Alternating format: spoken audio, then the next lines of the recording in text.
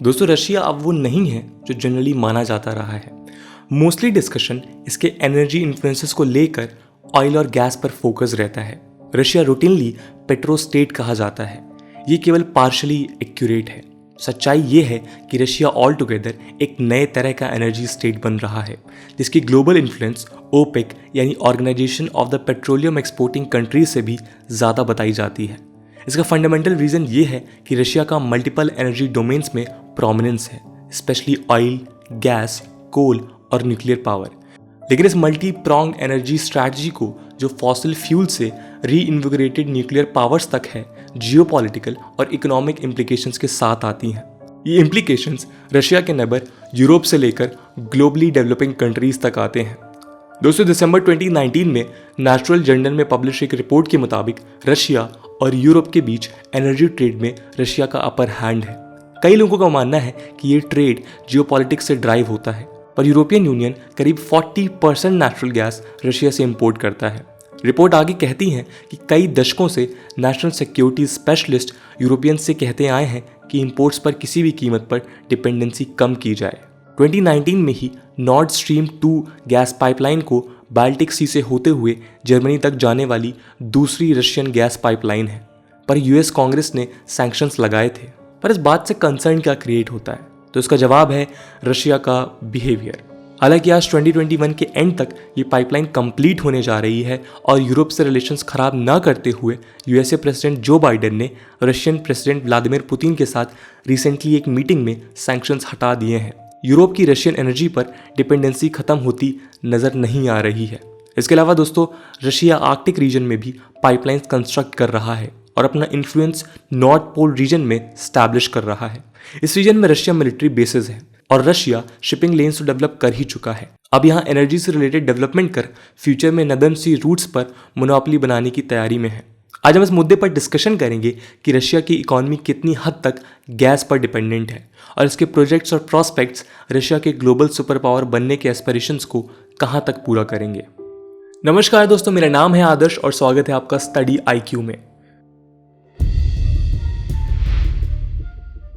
Gas और oil Soviet और अब रशियन इकोनॉमी के डिकेड से मेन फैक्टर्स रहे हैं। एनर्जी रशिया के एक्सपोर्ट अर्निंग्स का करीब आधा हिस्सा है। ब्रूकिंग्स इकोनॉमिस्ट क्लिफर गैडी के अनुसार पेट्रोलियम बैरल पर $1 के इंक्रीज होने पर 1.5 से $2 billion additional yearly export revenue मिलता है। 1999 से 2000 में एनर्जी एक्सपोर्ट्स ने रशिया के GDP ग्रोथ में करीब 90% हिस्सा दिया था। इस दौरान ऑयल प्राइसेस हाई थे, जिससे 2001 के एंड में रशियन इकॉनमी ने 1966 से 1969 तक के बाद सबसे अच्छे 3 साल देखे थे। हालांकि हमेशा इतना अच्छा नहीं रहा है। 1990s में ऑयल इंडस्ट्री बुरी तरीके से गिरी। इकॉनमी 1990 से 1995 के बीच शार्पली कॉन्ट्रैक्ट कर गई और ऑयल की डोमेस्टिक डिमांड 40% तक कम हो गई, जिससे डोमेस्टिक मार्केट में ऑयल ज़रूरत से ज़्यादा हो गया था। केवल ऑयल की ही बात करें तो 1988 से 1998 के बीच रशियन ऑयल प्रोडक्शन लगभग आधा हो गया था, जहां 11 मिलियन बैरल्स एक दिन में एक्सपोर्ट होते थे। इस बीच केवल 6 मिलियन बैरल्स एक दिन में एक्सपोर्ट हो रहे थे। इन्वेस्टर्स भी डर गए और रशियन ऑयल को मनी लूजर की तरह देखा जाने लगा। लेकिन ये अगस्त 1998 में फाइनेंशियल क्राइसिस के साथ स्ट्रेंजली बढ़ गया। रूबल का डिवैल्यूएशन हुआ और सब्सिक्वेंटली ऑयल प्राइसेस बढ़ गए, जिससे इंडस्ट्रीज को रिवाइवल मिला। पूरी इंडस्ट्री प्रॉफिटेबल हो गई। इसी के साथ साथ रशिया गैस सेक्टर में भी आने लगा। रशिया में कई लोगों का मानना है कि नेचुरल गैस सेक्टर में फ्यूचर है। Russian oil companies gas sector में एक्टिविटीज़ बढ़ा रही हैं। रशिया के गैस रिजर्व्स किसी भी और देश के मुकाबले सबसे ज़्यादा हैं। सऊदी अरेबिया जैसा ऑयल के लिए माना जाता है, रशिया वैसे ही नेचुरल गैस के लिए माना जाता है। वर्ल्ड के प्रूव्ड नेचुरल गैस रिजर्व्स का 32% केवल रशिया के पास है। इसके बाद 15% ईरान और 7% कतर एक्सेट्रा के पास है। इस रिजर्व का करीब 25% रशिया की giant gas company Gazprom single handedly hold करती है। यही कंपनी है जिसने नॉर्ड स्ट्रीम और नॉर्ड स्ट्रीम 2 प्रोजेक्ट्स को कंस्ट्रक्ट किया है। रशिया के एक्सपोर्ट का 90% गैसप्रॉम कंट्रोल करती है, जिससे फेडरल गवर्नमेंट टैक्स रेवेन्यूज़ का करीब 25% केवल यही कंपनी देती है। भले ही ऑयल डोमिनेंट ग्लोबल फ्यूल की गिनती में आता हो, पर नेचुरल गैस का इंपॉर्टेंस बढ़ रहा है। करंटली नेचुरल गैस वर्ल्ड के एनर्जी कंजम्पशन में 23% है। जो जल्द ही कोल को डिस्प्लेस कर देगी, जो 24% है। इसका कारण है लिक्विफाइड नेचुरल गैस और पाइपलाइन टेक्नोलॉजी में इम्प्रूवमेंट्स, जिससे गैस अब एक लोकल कमोडिटी नहीं बल्कि इंटरनेशनल बिजनेस बन गई है। 2000 में ऑफिस का कंट्रोल लेते हुए पुतिन ने रशियन गैस और ऑयल इंडस्ट्री पर कंट्रोल करना शुरू किया। उसने गैसप्रॉम नामक स्टेट ऑयल कंपनी को रीनेशनलाइज किया। गैसप्रॉम सोवियत यूनियन के फॉल के बाद प्राइवेटाइज हो गई थी। रिजल्ट ये हुआ कि अपने ऑफिस के फर्स्ट टर्म के एंड होने तक यानी 2004 तक पुतिन की सरकार का रशिया के ऑयल और गैस प्रोडक्शन पर सिग्निफिकेंट कंट्रोल हो गया। ऑयल और गैस की बिक्री से होने वाली कमाई से पुतिन ने अपने डोमेस्टिक एजेंडास और मिलिट्री स्पेंडिंग पर खर्चा बढ़ाया। इससे रशिया को नेबरिंग कंट्रीज जो रशिया पर एनर्जी नीड्स के लिए रिलाई करती हैं एक्स्ट्रा ऑर्डिनरी लेवरेज मिला। एग्जाम्पल देखें तो 2006 से 2009 तक जब यूक्रेनियन गवर्नमेंट ने प्रो वेस्टर्न पॉलिसीज अडॉप्ट की तो क्रेमलिन अपसेट हुआ और यूक्रेन की गैस सप्लाई बंद कर दी गई। इससे सेंट्रल और वेस्टर्न यूरोप और जर्मनी में भी सप्लाई बंद हुई। Lena Surzhko Harned, assistant teaching professor of political science, Penn State ने एक ओपिनियन पीस में कहा कि नॉर्थ स्ट्रीम 2 पाइपलाइन यूक्रेन के लिए सिक्योरिटी और फाइनेंशियल थ्रेट पैदा करेगी। 2014 में रशिया ने यूक्रेन टेरिटरी क्राइमिया का एनेक्सेशन किया था, जिसके बाद यूक्रेन ने रशिया से गैस लेना लार्जली बंद कर दिया।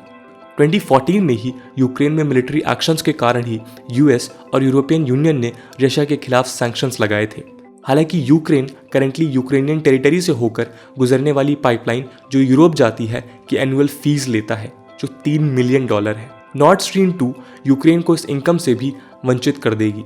यूक्रेन के प्रेसिडेंट वोलोदिमिर ज़ेलेंस्की के मुताबिक गैस ट्रांजिट फीस में लॉस्ट मनी का मतलब है कि यूक्रेनियन आर्मी को पे करने के लिए देश में कुछ नहीं बचेगा और रशियन एग्रेशन से देश को डिफेंड नहीं किया जा सकेगा। और ये तो हम देख ही रहे हैं कि यूक्रेन में रशियन एग्रेशन रिपोर्ट होते रहते हैं। अप्रैल 2021 में ही देख लीजिए, रशियन मिलिट्री का बिल्डअप यूक्रेन बॉर्डर में दिखाई देता है। ये तो साफ है कि रशिया के गैस एक्सपोर्ट्स पर आमतौर पर किसी का कंट्रोल नहीं है, बल्कि सिर्फ रशिया ही है जो अपने दांव खेल रहा है। दोस्तों, Russia to Europe North Stream नाम की एक गैस पाइपलाइन रनिंग है। दूसरी पाइपलाइन जो बाल्टिक सी से जर्मनी तक बनाई जा रही है 2021 के एंड तक कंप्लीट होने वाली है। हम एक बार नॉर्थ स्ट्रीम 2 और गैस सेक्टर में रशियन कॉम्पिटिटर्स को भी डिस्कस कर लेते हैं। दोस्तों, नेचुरल गैस की बात करें तो इसमें कई चैलेंजेस भी सामने आते रहे हैं। जबकि रशिया एक लीडिंग एक्सपोर्टर है, पर उसने सीपीईसी से अकॉर्ड किया है कि प्रोडक्शन को बैलेंस करेगा। आज दोस्तों, ग्लोबली कंपटीशन एनवायरनमेंट 10 साल पहले से अलग है, एक्चुअली काफ़ी अलग है। यूनाइटेड स्टेट्स जो 21st सेंचुरी की शुरुआत में मेजर गैस इंपोर्टेड था, अब एलएनजी एक्सपोर्ट बिजनेस में एंटर कर रहा है। कुछ लोगों का मानना है कि यूएस शेल गैस डेवलपमेंट में लार्जेस्ट प्रोड्यूसर है और एलएनजी यानी लिक्विफाइड नेचुरल गैस और नई गैस प्रोडक्शन की कैपेसिटी भी ऑस्ट्रेलिया और रशिया जैसे देशों से कंपटीशन में आ रहा है। हालांकि इन डेवलपमेंट से रशिया के मैसिव गैस रिजर्व्स पर असर नहीं पड़ने वाला है। हाँ, ये बात सही है कि गैस की मार्केटिंग अगले एक दशक में हाईली कॉम्पिटिटिव अंडरटेकिंग होने वाली है। गैसप्रॉम पर नियर फ्यूचर में कोई असर नहीं पड़ने वाला है। इसका ईयू के साथ रिलेशन भले ही कुछ नए प्रोड्यूसर्स द्वारा लीगली और प्रैक्टिकली चैलेंज किया जाए, पर गैसप्रॉम फिलहाल कहीं नहीं जा रहा है। अभी तो नॉर्थ स्ट्रीम 2 पूरी होने वाली है। Global energy dialogue Russian oil and gas की कुछ सालों पुरानी रिपोर्ट में पार्टिसिपेंट्स ने इस पाइपलाइन की मेरिट्स, डीमेरिट्स और प्रॉस्पेक्ट्स डिस्कस किए हैं। दोस्तों, north stream 2 pipeline gulf of Finland से ग्रीफ्सवाल्ड में जर्मन कोस्ट तक जाएगी। इस एनर्जी डायलॉग में सिग्निफिकेंट कमेंटेटर्स ने कहा है कि इस प्रोजेक्ट ने अनड्यू अटेंशन अट्रैक्ट किया है और ये केवल एक कमर्शियल अंडरटेकिंग है। इन्हीं कमेंटेटर्स ने कहा है कि ईयू की लीगल अथॉरिटीज ने इस प्रोजेक्ट को एग्जिस्टिंग लॉ से कंसिस्टेंट पाया है, जबकि कुछ का कहना था कि प्रोमिनेंट यूरोपियन लोगों ने यूरोपियन यूनियन के एनर्जी सप्लाई और सप्लाई रूट्स के डाइवर्सिफिकेशन से रिलेटेड गोल्स पर इस प्रोजेक्ट के इम्पैक्ट को लेकर कंसर्न जाहिर किए हैं। कुछ लोगों का यह भी कहना है कि रशियन पाइपलाइन गैस और यूएस एलएनजी के बीच का कंपटीशन ही एक वजह है कि यूएस के द्वारा नॉर्थ स्ट्रीम 2 का विरोध किया जा रहा है। कुछ कमेंटर्स ने यूक्रेन की इंपॉर्टेंस को हाईलाइट किया और कहा कि यूक्रेन को ईयू रशिया गैस ट्रेड से कट करना भी ईयू और यूएस द्वारा नॉर्थ स्ट्रीम 2 के ऑपरेशन का एक की फैक्टर है। दोस्तों, ये प्रोजेक्ट नॉर्थ स्ट्रीम के सक्सेसफुल होने का रिजल्ट है। नॉर्थ स्ट्रीम 2 अप्रैल 2017 में शुरू हुआ था और इसके लिए गॉज़प्रॉम ने इनगाई, OMV, Royal Dutch Shell, Uniper और विंटरशॉल के साथ फाइनेंसिंग एग्रीमेंट साइन किए थे। ये 2021 के एंड तक कंप्लीट हो सकती है। रशिया यूरोप में गैस पाइपलाइंस के मामले में आगे आया है। पिछले कई दशकों में नेचुरल गैस एक्सपोर्टिंग बिजनेस में मोनोपोली रखते हुए रशिया ग्लोबल प्रेजेंस बना रहा है। रशिया न केवल यूरोप और एशिया में प्रेजेंस बढ़ा रहा है बल्कि नॉर्थ पोल में भी उसके कई प्रोजेक्ट शुरू हैं। 2018 में रशियन एनर्जी जायंट नोवेटेक ने northern most industrial facility Yamal LNG build की है।